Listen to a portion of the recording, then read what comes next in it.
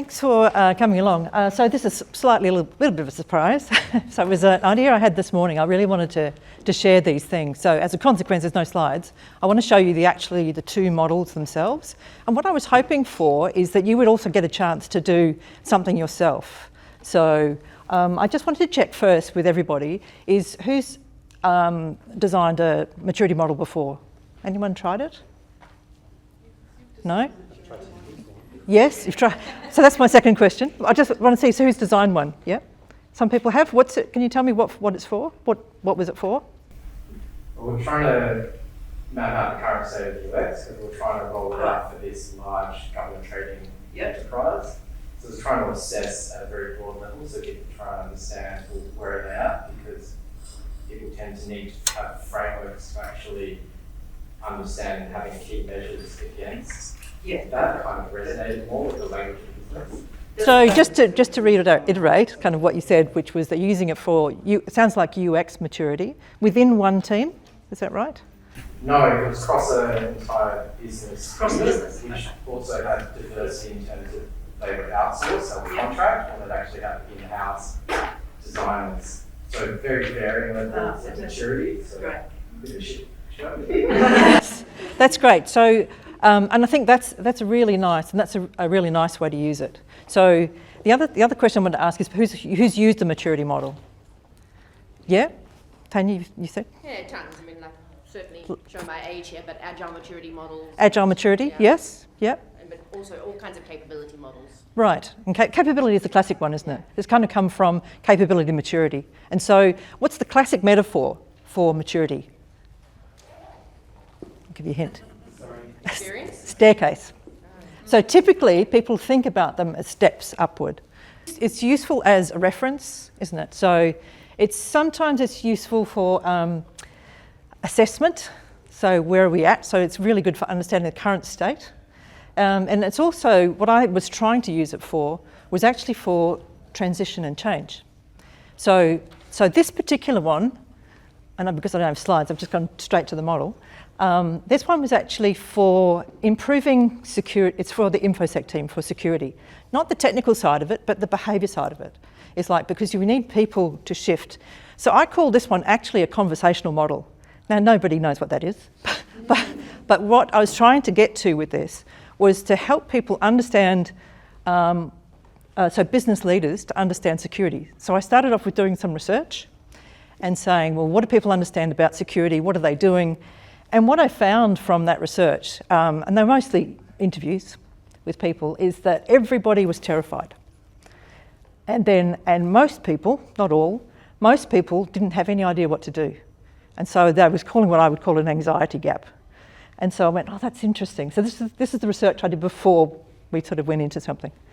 And then the obvious thing that you do in security is you do tons of assessments. And they're really complex. They need specialist understanding. And even when you see the results of it, people are still terrified.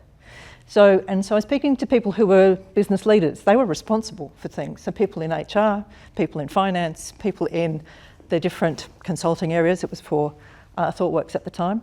And so that was really interesting. So I thought, and this was something I had seen outside of ThoughtWorks, outside of that company. And so it's a common theme I've seen, is people typically are terrified. I've also sort of experienced what happens if something goes wrong in security. That is devastating. It's devastating if something does go wrong. So there's lots of emotion associated with it. So I wanted to try give something for the business leaders so that they could confidently talk about, okay, what are the areas I need to think about? And so that's what's on the left-hand side. These are I've called them dimensions. You might call them areas. And this is the bit that will be different. Oh, thank you. Thanks, Elle. Okay, we're not doing great on the screens. These are the areas that will be particular to your different domain. So you could use, in this case, I was trying to say, what's the areas that the business leaders need to think about? And ideally, it's framed in a way that they can understand it immediately. So there's no cognitive leap that they need to make. Because quite often, people are using maturity models for new areas. But what I was trying to do is build that bridge. So choosing the names of the dimensions, super, super important.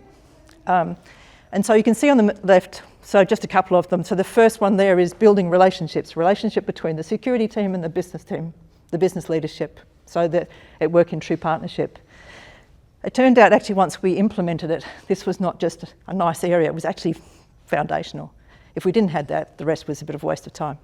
So then you've got the usual things, create a way to make decisions. So you need a governance model. And then I'll come back to the rest of them. So, but it's really important that you've got these different dimensions in these different areas. The other one obviously is your levels of maturity. And so how do you talk about maturity? So what is it? So the words you use are really important. Some people use bronze, silver, gold, like stars. Okay. But what I was trying to do is get active language into them so that you could actually see what we're trying to get to, and also not to imply that everything should be level 5, because it's not true. Not everything needs to be level 5. It's probably, you can make a choice and say things should be level 1. And so what is that? So how do you use the right language so that people don't feel like they're failing immediately? So because the idea is to get people to, because it's supporting conversations, then people need to feel that they've got some autonomy. So the language I've got there is, okay, says me, the first one, weak. So weak or non-existent. So things nothing exists in place, people are just doing their best, is that first level. The second level is kind of, okay, there's some ad hoc sort of something's happening, but it's still fundamental. Then you've started, the language, I like the language for the last 3 better, which is, so there's emerging consistency. So people are trying, you're seeing some pockets of consistency, and then you'll see, okay, now people are starting to be effective and proactive. They're starting to suggest things themselves. So people now feel that they understand the problem or what they can do about it, and they're starting to actively make changes. So it's not like you're having a change management done to you, it's actually coming from the people who need to make the change. And then the last one is actually continually improving. It's not like it's, ta-da, that's the top of the tree, level 5. Level 5 is the overall system is starting to work. Self-healing is another word some people use at that level 5. So self-healing sort of, and trying to improve, continuously improving. So the other parts of it is the assessment itself. So it doesn't show it here, but how do you work out where you are on here? So you need to do some sort of assessment. And this is, so that's, we were able to hide all the security details and things that were terrifying in the assessment, because that was done partnered with the specialists. So to try and get the data, you might have other ways of getting data. So you could do it through interviews, depends on how you understand. You need a way to understand where are you at, how mature are you? And so where are you on this? And then the other trick I built into it was, I'm going to come back to the dimensions, is the 10 different areas are also in order of change management. So that's a bit of a sneaky trick. So is that you start at you actually start at 1, you go 1 through to 10. So, I mean, there's probably some variation depending on, so no one started with 0, everybody was in different areas, because we applied this to sort of global teams. And so, each of them had managing director, so there's a business team in each country, and so everyone was at a different state, but nobody was at 0. So, but you still needed to go back and build the relationship. That was super important. So when you're trying to have a conversation, you need to genuinely build that relationship, whatever that is. So that it's not, I see a lot of organisations where the IT team is responsible for security only. And so therefore, they just lock everything down. So, because if they're given that responsibility, they only have certain tools to play with. But if you're working with the business leaders, they have different choices. They can make strategies, they can do training, they can really make a difference, and they can put a budget behind it. So, and they can be preemptive, like they can get ahead of things.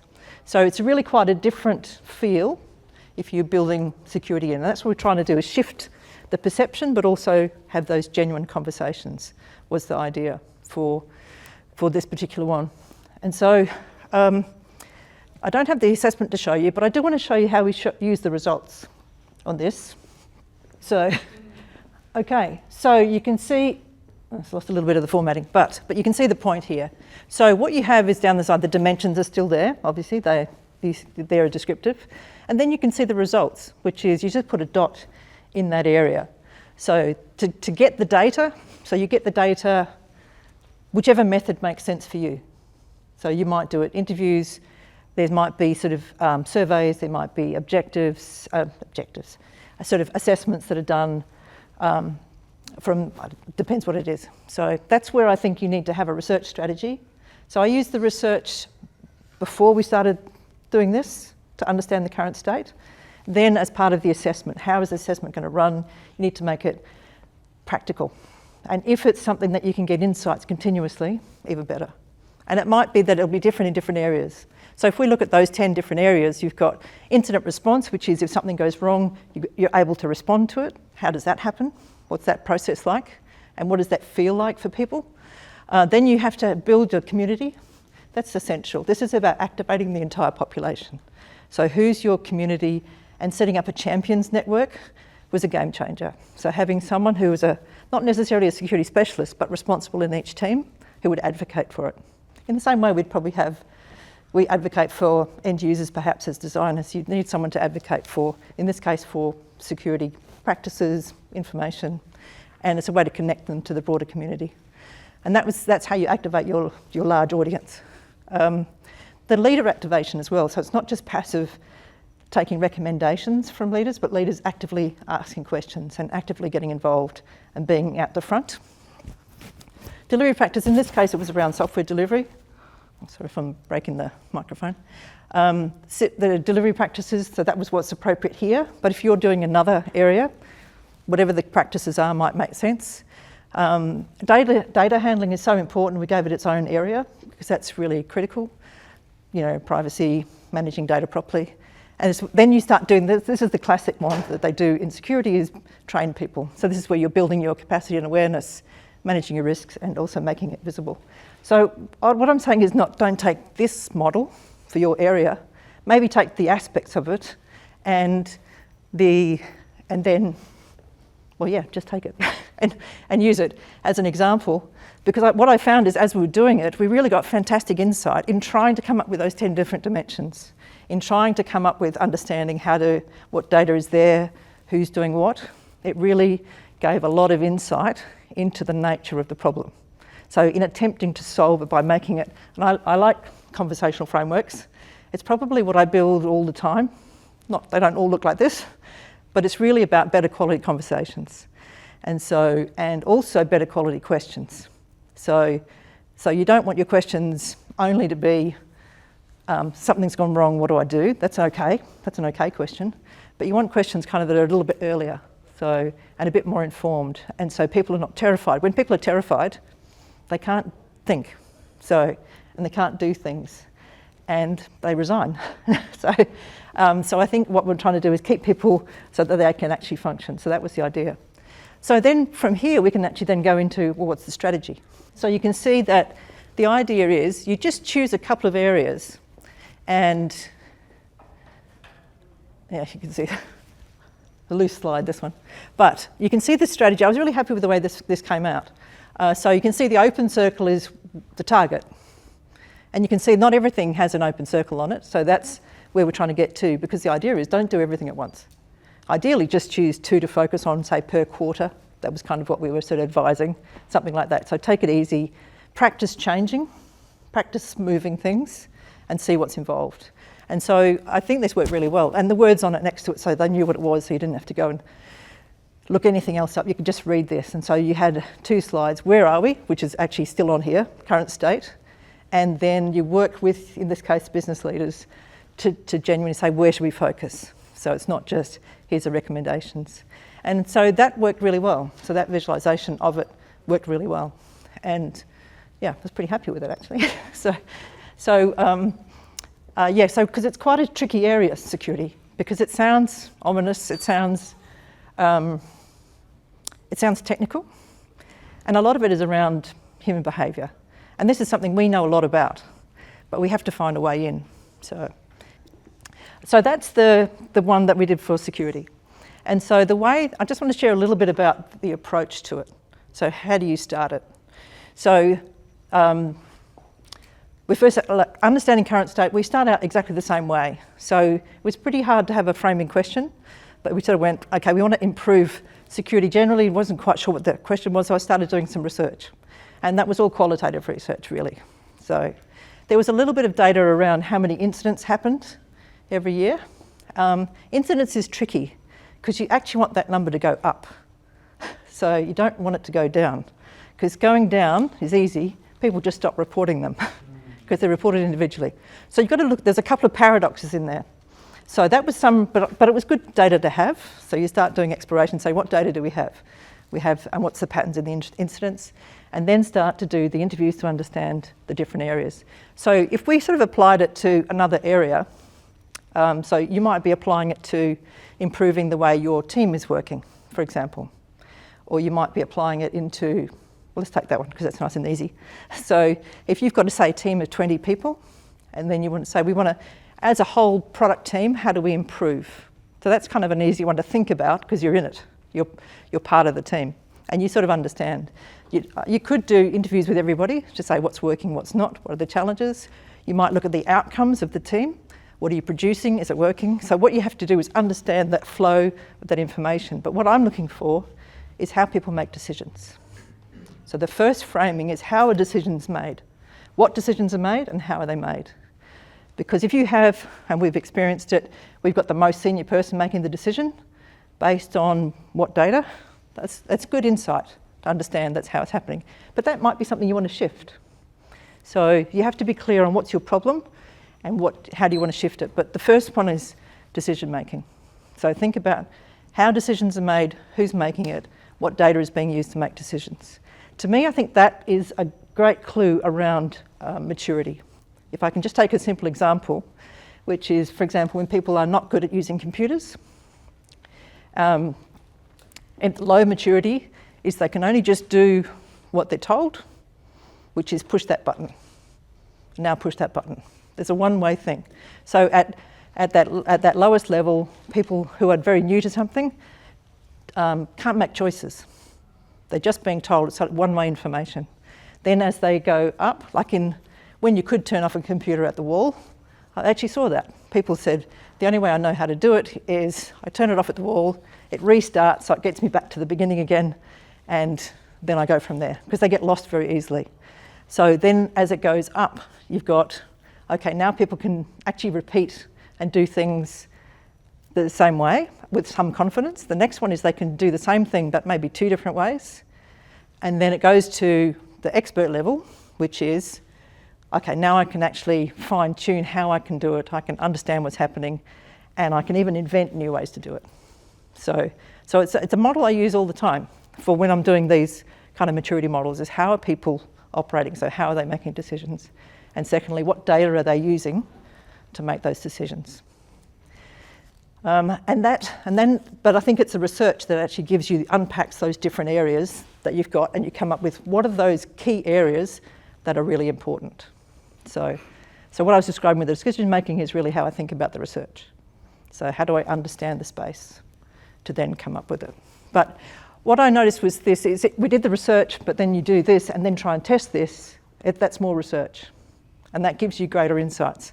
So we tested it with 2 different countries where they said, and one of them where they had a brilliant relationship, so step 1 was really good. They had a really good relationship with the security team and the business leaders there, and they did one strategy, one backlog, one budget, made all the decisions together. Beautiful. That's kind of what you were hoping for. And you go, great. I mean, they still had problems, of course, but they had a fantastic working relationship and everything else flowed from there. And then you had another country where it was much more, come in and report to me, security expert, and it was much how you were pushing stuff uphill, much more. And so the best you could do was saying, this is what we found, here's the options. Business leaders, you can choose which are the options. But it was less fun, and I think it was less secure. So that's what's quite interesting. So I feel that that's really foundational. And you might find that in any area, maybe engagement and relationships is always an area that you should always be considering. So, because most of the time we're talking about working with people. I mean, you can actually talk about technical maturity, but that's not really what we're talking about here. And I think what was really useful is, it was great to see that the business leaders then know, I can recognise all those dimensions on the left. I recognise that I can, one, it expands their definition of security. And then secondly, so they immediately have confidence that they can actually have an opinion. And so I think that worked really well. So I'm just going to pause there. Any questions about that so far? Yeah. I'm really curious about if there was any kind of correlation between the tendency of like overestimating someone's across the dimensions or underestimating and how that maybe influenced the strategy or the conversation. So what do you mean? Like an organisation Oh, overestimating their performance on these Yes. dimensions or underestimating, and Yep. if that was significant, how you designed for that, Yeah. how it impacted the strategy. That's a really good point. It's because there's an assumption here when you do this left to right maturity. People want to be better, and so how do you keep it real? I think one is use objective kind of data sources. I think you have to. That's why I was saying the language at the top is really important. So you're not implying that it's better to be level 5, and so you might have more descriptive ways of looking at the different levels. We were able to get around it because it was paired with the security experts, and so there was this level of objectivity. And so we tried to make the facts and the assessment side of it pretty clean and clear where that data was coming from. So there wasn't a lot of debate about that. But what I was trying to do is get them to talk in these 10 different areas and say, as a business leader, you should be considering all these things and just making choices between them. It's a good question, and I think there is a risk that people will overstate. So you have to really think about who's doing it. So in this case, you had sort of specialists doing it. I was involved in some parts of that from the design and applied psychology kind of point of view and doing some assessment there. But any of the technical side of things or things that where there's a crossover, because it wasn't all purely technical, you had the security specialist doing it. So it's a really good point, is how to position the assessment. I think that's important. And the idea is not so it doesn't feel like it's critical. The word assessment is tricky. So I would say be really mindful of the language. And that's where it's, before you do any of these things, I think building that relationship at the top is important, saying this is what we're going to do, this is what it means. And if you've got that relationship in place, you can really explain what you're trying to do. So, yeah, that's a really good question. And I agree, it's a risk. Yeah. Yes? Just in terms of scoring, so did you get everybody to rate their own dimensions and then kind of accumulate it all? Or Good question. No, don't let them do anything. Yeah. It's actually similar to the question around the data source. If you control the assessment and the data, Yeah. so you have to look at who owns that and who's doing that. So it can't be opinion based, and it can't be of the people who are being assessed, if that makes sense, but it needs to be to inform the conversations that they will have. So you have to say, and be explicit, this is where the data's coming from, this is how we're doing it. We tried the weighting type thing and it got very complicated. So it was almost better to say, trust us, we're a specialist, and you do all of that assessment and then come back with it. We didn't see much resistance to that because there was a trusted partnership there. So, but I can see that it could get very complicated. People going, well, how is that assessed? Like if they feel, I think that's a clue though. If people are challenging you and saying, we're not level 2, we're level 4, okay, that's an insight into their perception. I would just use that as insight. Don't judge it. But that's what I mean. It's an ongoing insight machine, I think, trying to use this. And what people come back with, I think, is really just useful to understand where their thinking is at. Yeah, it's a good question. Was there a question? I'm just wondering, it seems like, am I right in assuming you're implementing an ISO 2700? No, not really. No. So ISO 2700 is sort of a security standard, and it sort of articulates all the controls, is the language that organisations should have in place. Not necessarily, it's much more about motivating the leaders to engage with that. So there was also an ISO 2700, I think it's 2701, I think it is, which is also being implemented as well. So it's kind of trying to put a change in engaging leadership so that you would have that rollout as part of it, if that makes sense. Yeah. Do you mind if I just check this slightly? Yeah. So I guess you're trying to implement some level of standardisation. Yep. I'm intrigued whether in that process and engaging with these kind of frameworks from a cybersec perspective, Yeah. whether you saw any kind of symmetry with design thinking Yeah. systems that Yeah. you've engaged with in the past, Yeah. or if you, I guess the key word being standardisation. Yeah. Like, did you see any symmetry with standardised processes and design thinking? Yeah, that's a great question. That's a hard question.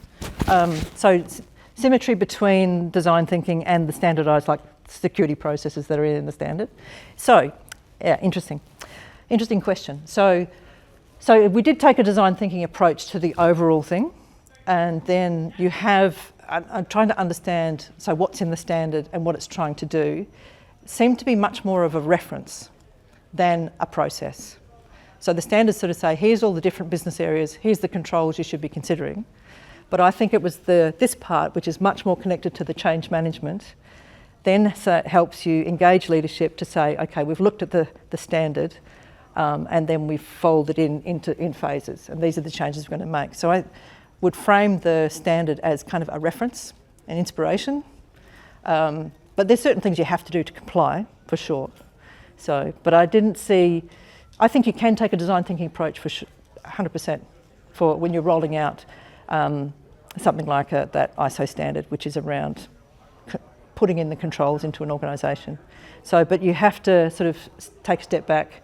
I think it needs. So the idea of this was it sat across those other initiatives, and I think doing things like doing continuous research, getting feedback as you make the changes, and using that's where they kind of cross over. So implementing the standards typically they don't take a design thinking approach, but I think they should. You should absolutely be doing much more qualitative research in there, much more looking at optionality about what you should introduce and how. And then what you're trying to do, I think, is actually move the whole audience, it's typically internal to organisations, you're trying to actually activate everyone as much as possible so that they can start to help with that sort of shift. So I think they're very compatible, but they're typically done by very different teams. So, but I think if you can bring it under and take a human-centred approach, applied psychology to every change, because if you introduce one control from that standard, what's an example of one of the controls? Here's a test for you. It's like patch management, for example. Patch management. So you're keeping your software up to date. And so, so you want to say, how are you going to know? So that's an interesting one. So that's a technical example. But there's actually a consequence for people because it means that they are less and less secure over time if the software is not kept up to date. So I still think you need to know what's that area that you need to investigate, how often should you do it, and what's the impact on your audience. So who's going to do that change? So that's what I mean, it balances out. So that's why I was saying this doesn't really look directly at the technical controls, but it actually sits above those things. So, but it's a good question, and I think we should take more human-centred design thinking approach to any of those changes. So they feel technical, but they're not really. So. Excuse me, Dave, you've got about 4 minutes left. So. Oh, that's quick. Okay. Yeah. Can you speak to, maybe it might be interesting for the people in the room, how much of an overlap there is between an organisation or a product security posture and how people actually interact with that product? Because often I feel like when people hear about information security, they start thinking about, technical controls and automatic system updates and so on, but actually so much of your posture and your risk buy down occurs by how people behave. Yes. So that could be a very interesting little bit of overlap for that. Yeah. I know, definitely. Give me the short version of that. The overlap between what? The short version is, like if you could expand on the overlap between human behaviour and security posture. Security posture. Yeah, so security posture for an organisation is how secure it is. That's the short version. And so it's like, and I think where you can see that is actually in the behaviour of the leaders. Are they worried? Are they nervous? Are they pushing it away? So I think that was a bit of a clue. So you get a lot of head in the sand stuff. It has happened, it'll never happen type discussions. So people who don't understand the nature of time. So, and so that's interesting. So I think the crossover is that a security posture or how secure an organisation is depends on how everybody behaves. And so from a leadership point of view, I focused on leadership in this model because they're the ones who can say yes to budgets, yes, that's our focus, put put people behind it. And so that's why we're focused on them. But yes, and so that's the human behaviour I was specifically looking at, is what they understand, what they're prepared to do. So a cognitive and behavioural approach, what they understand, how they made their decisions, and then behavioural, what action do they take, what do they do. So yeah, they absolutely work together. So none of these things, like same with the question around the ISO standard, is it's not separate. So, and I think it's all still people doing it, still people affected by it, but quite often the way I saw it introduced, it makes it look clinical and separate and a fait accompli. You kind of have to do these things. You go, no, you don't. But I think you need to, I think what would be good is to bring everyone along for the journey. So you really need to think about this change management or conversational framework, that's why I was calling it that, or transition design. I think it's a really good question. So that's the maturity model for one. I didn't show you the other one.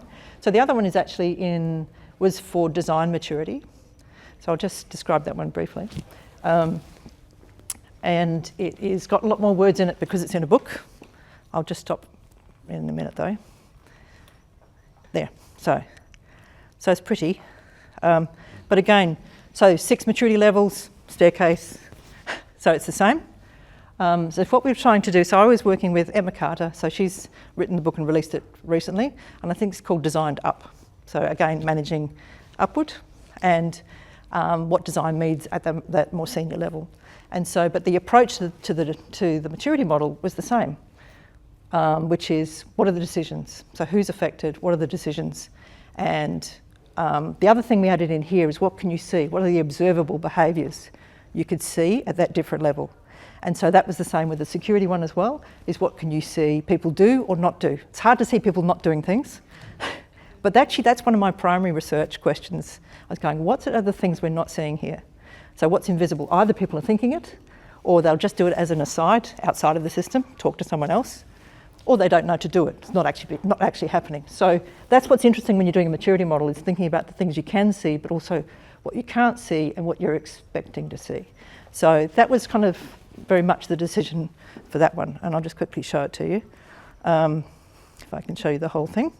So these are can you see the dimensions? Has this book been published? Yeah, it's just out. I think, yeah. So Emma Carter. Well, we can put it somewhere if we like as a reference. Yeah. So you can see, again, as maturity dimensions on the left. This one's not in the order of a change strategy. So these are more about just different areas, but you'll recognise all of these areas. But again, we came up with the same with dimensions, and there's a maturity level, and this one has 6 levels. So it's up to you how many you have, but there's lots of words. So this is the levels in each of the dimensions. So this one's laid out a bit differently, but you'll see something common because we were doing them at the same time. So these 2 projects were cross-pollinating. And I really like this way of laying out, kind of do an assessment, what's your current state and where do you want to go to? So again, but all the principles are the same between the 2.